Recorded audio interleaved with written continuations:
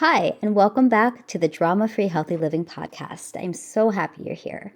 I'm taking some time off to focus more on my family, but in the meantime, I'm sharing some of my old favorite solo episodes with you.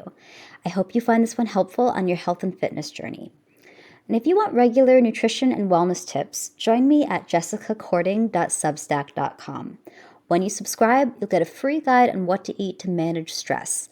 And don't forget to follow me on social media if you want to stay in touch. I'm most active on Instagram at Jess Cording. See you soon.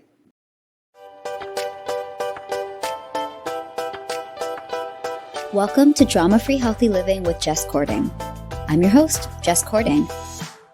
I'm a registered dietitian, health coach, and author, and I'm here to help you streamline your wellness routine and establish a sane, more balanced relationship with food and fitness so you can reach your goals without losing your mind.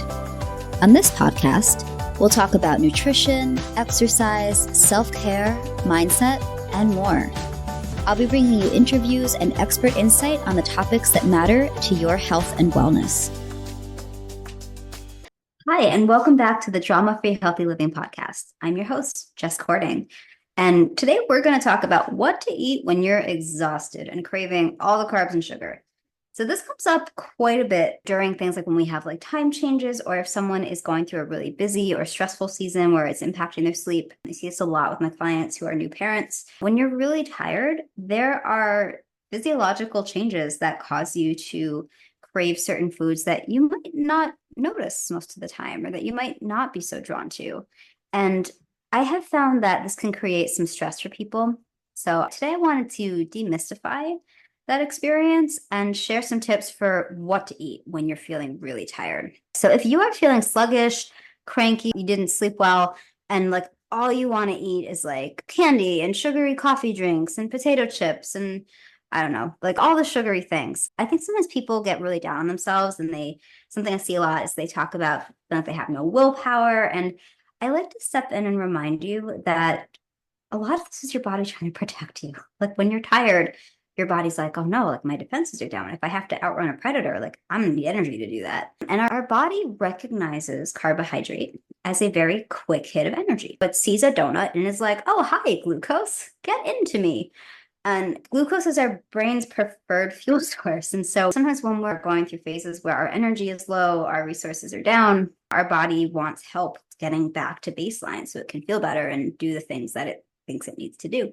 Sometimes we experience fat cravings when we're really tired too, and fat also can play a role in energy needs. Fat is more of like a stored form of energy. It's a little more slow burning. So sometimes if you're really, really tired, you might notice that you're also drawn to like greasy things because on some level, your body's like, oh, okay, if I eat that, that's going to help me store energy to get through a really tough time. So I want to shine some light on that.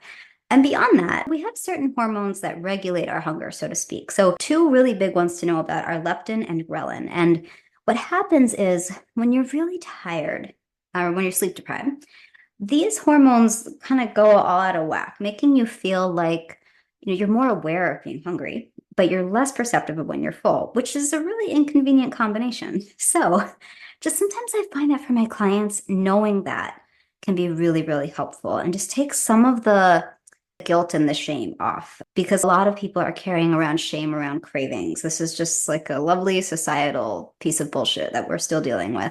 So I just wanted to take that burden off of your shoulders and just to know that a lot of this is biology and physiology.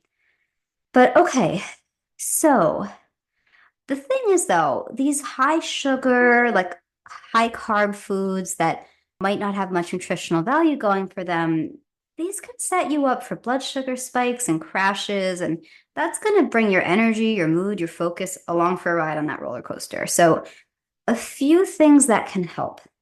So one, don't skip carbs altogether. Instead, what I recommend is have small amounts, but spread them out through the day. So maybe instead of like having chips with a sandwich, if you want a sandwich, have a sandwich, but maybe you have a salad with it because you're getting some extra fiber, some antioxidants, some hydration from those water-rich veggies. Hydration can also help boost alertness. Or maybe instead of like having orange juice with your cereal in the morning, maybe you still have your cereal, but you add some nuts on top. And then maybe a little later you have an orange, because then you're going to get the fiber and the extra hydration. Choosing higher fiber complex carbs can also help because these break down more slowly.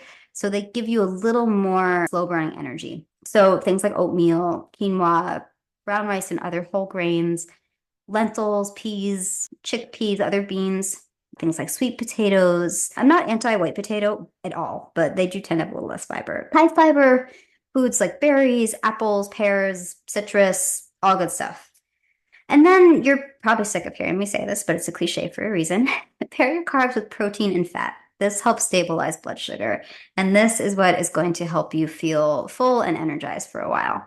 If we're talking about snacks, rather than just an apple, pair your apple with nut butter, or have plain Greek yogurt with berries, or avocado toast using whole grain bread. Or if you're really craving chips, tortilla chips are calling your name, eat them with guacamole. And then for meals, I would say reach for some kind of lean protein like chicken or fish or tofu, and then introduce some whole grains and some cooked veggies. Or maybe you have something like roasted salmon and veggies with some baked sweet potato. Or you could do breakfast for dinner or any meal, honestly. Like maybe you do like a veggie and cheese omelet with a side of roasted potatoes or a slice of whole grain toast. And in terms of beverages, instead of amping up the coffee intake, because I understand that that can be very, very tempting. Because yes, in the short term, coffee or caffeine helps us feel more alert. But what happens is that, and you've probably experienced this, you can find yourself shortly thereafter feeling kind of jittery, a little more anxious. You might find that your mood is all over the place. So I would say keep it to your usual coffee intake, or even go slow if you need to.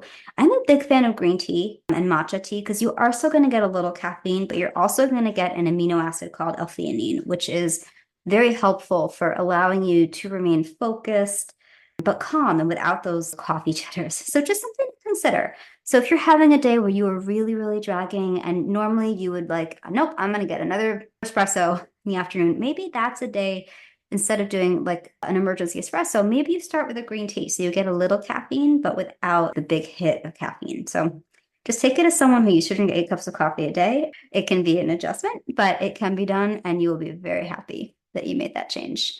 And just beyond that, be kind to yourself. I know when you're having one of those days where you're like, why am I craving all this shit? Like, this is crap. I don't want to be eating these things. I said I wasn't going to do this. Like, acknowledging that your sleep deprivation is playing a role in your cravings can really, really help. So just remind yourself, give yourself a little reality check and be like, oh, okay, like I want that thing because I'm really tired and my body really wants that easy energy, but I know I'll feel much better if I have this other more balanced option. I don't know.